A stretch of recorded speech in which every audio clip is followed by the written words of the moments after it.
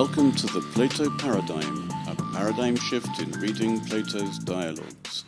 Episode 249, Lysis 221e to 222a.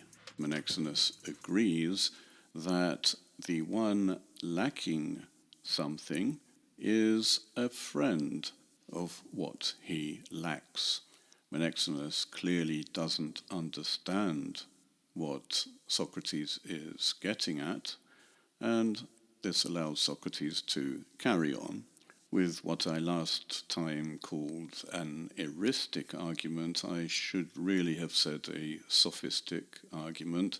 It isn't as if Socrates is simply trying to win an argument. Sophistry is the deliberate use of fallacious arguments, particularly in the service of rhetoric, which is the art of persuasion.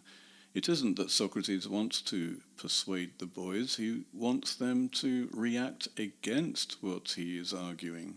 We're now coming up to the last stage of the argument. Ende este gignitai hu anti aphairetai post u. And the thing becomes lacking of whatever is removed. How not? If we return to my food and drink examples, the person becomes hungry and desires food not because food has been removed.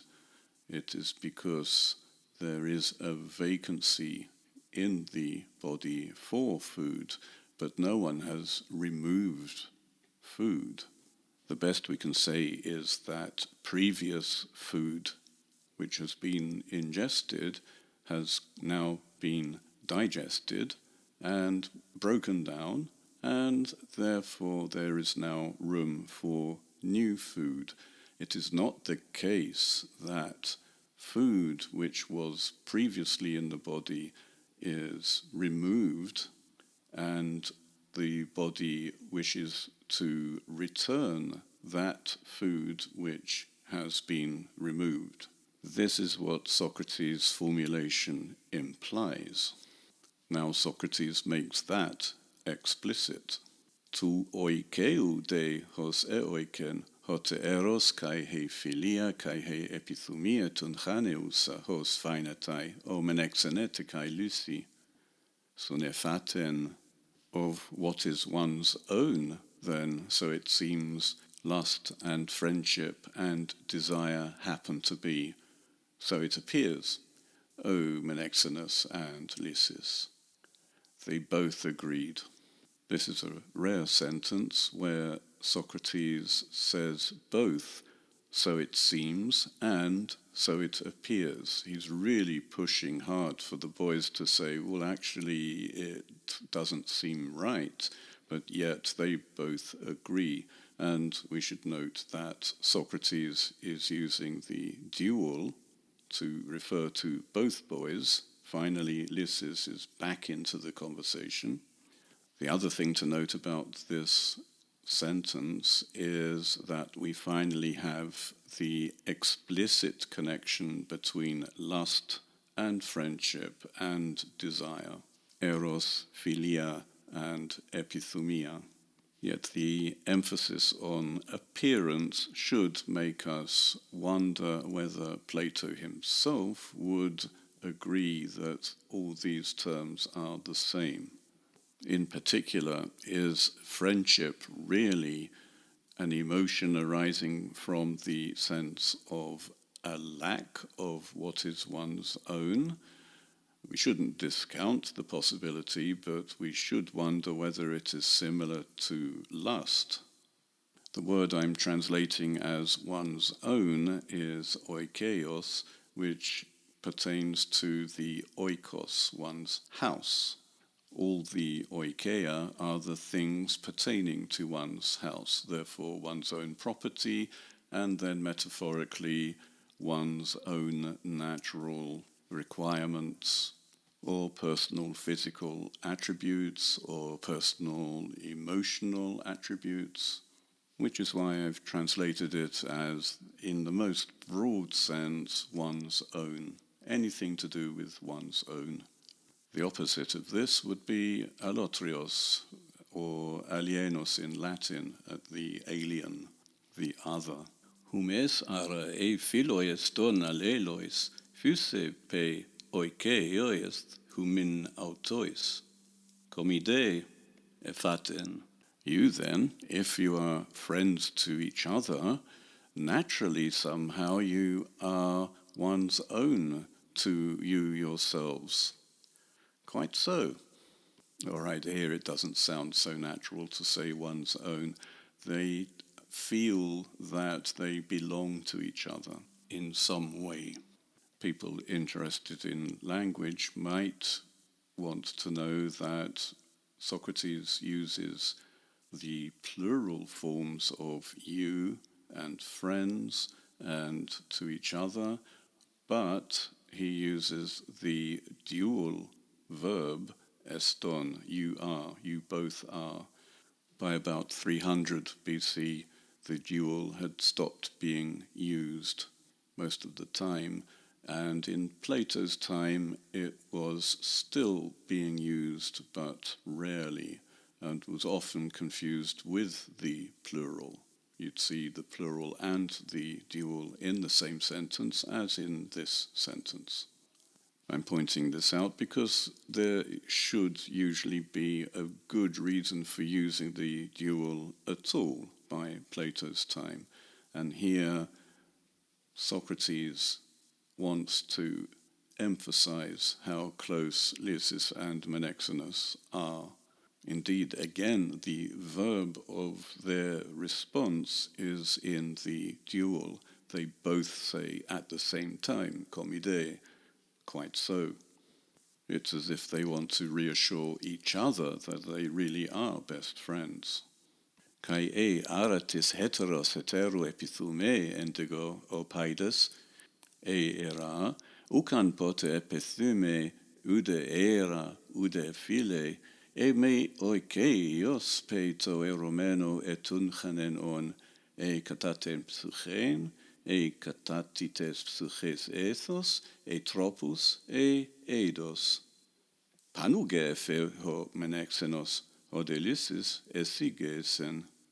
And if then someone desires someone else, I said, or lusts, he wouldn't ever have desired or lusted or loved if he hadn't somehow been oikeos to the one lusted, that is, in some way belonging to the one lusted, either according to the soul or according to the nature of the soul, or the character, or the appearance. Absolutely, said Menexenus, but Lysis was quiet. So what exactly is Socrates claiming here? First of all, we should note that the target of the desire, the one being desired, is not called someone desired or someone loved, but someone lusted, the eromenos. This is the passive side of the pair of eromenos and erastes. The erastes is the luster, in this case hypothalamus, and the eromenos is Lysis. Socrates hasn't yet made that explicit. He hasn't let on that he knows that hypothalamus is the luster after Lysis, but Lysis himself evidently understands because he is now quiet. He did not reply. Menexenus was quite enthusiastic, and we should ask ourselves why he's enthusiastic as well. I suspect it's simply because he's sort of following the argument, or he appreciates the sophistry of the argument.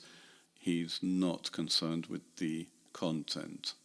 Socrates is claiming that the one desiring or loving or lusting is oikeos to the one being lusted, And it's interesting that he only refers to the one being lusted. Logically, he should have had the one being desired and the one being loved and the one being lusted. But he puts all the emphasis on the lust aspect. Therefore, all the emphasis of the desirer, lover, and luster should be on the luster. And the one lusting, the luster, is said here to be oikeos, to the one being lusted. This doesn't follow from the earlier argument in which it would have been the one lusted who is oikeos to the luster, because it's the one who is desiring who has the lack, and what he lacks is oikeon to him. And therefore the one desiring a pretty young boy lacks that pretty young boy who is therefore natural to him. In the earlier argument, the one lusting was the one who was a friend of the thing being desired. The hungry person in that case would be the friend of food. The luster would be the friend of the thing he lacks, the one being lusted.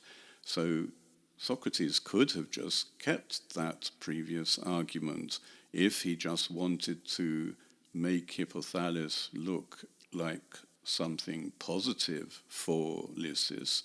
It would have been enough to say, this person is the one lusting after you. In other words, you are what he lacks, and he is a friend of what he lacks. Therefore, you should treat him as a friend. But instead of that, he's saying that the one lusting is actually the one who is oikeos to you. You should feel that somehow he is part of you. He is part of your household, as it were. Not quite your property, but at least something which belongs to you, which is, I think, more strong than just saying he is a friend. The other sleight of hand going on here is with regard to what does he happen to be oikeos to the one being lusted. Socrates begins by saying that it is with regard to the soul. And then he repeats this, that it is with regard to the ethos of the soul. And then he has tropoi and eidos, the characteristics and the appearance. But he doesn't make it clear whether these are as distinct from aspects of the soul or whether they are part of the soul. If they are separate from the soul, he's talking about the characteristics of the boy and the eidos of the boy, which is his handsome external appearance.